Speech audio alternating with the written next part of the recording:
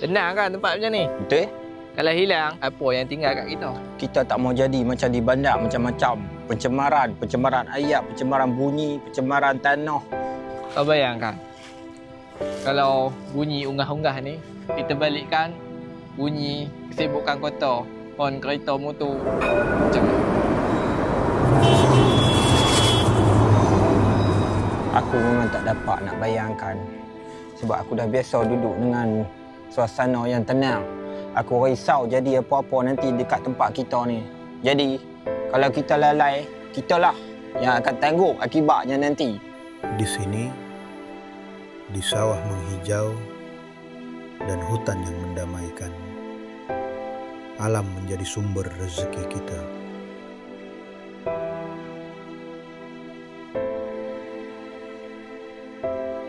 Namun, krisis bandar, banjir, pencemaran, kesesakan, semua itu memberi kesan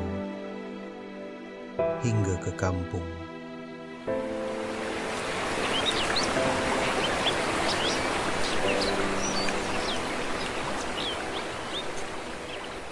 Bila bandar tidak lagi lestari, sungai melimpah, sawah tenggelam, rezeki terjejas.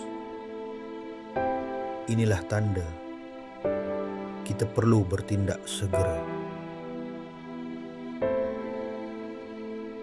Kita tidak boleh hanya berdiam. Kita mesti bangkit, menanam pokok, menjaga sungai, mengitar semula dari sawah ke kota. Setiap tindakan kecil adalah tindak balas besar terhadap krisis. Bayangkan sebuah bandar yang lebih bersedia, sebuah komuniti yang lebih selamat, sebuah negara yang lebih sejahtera.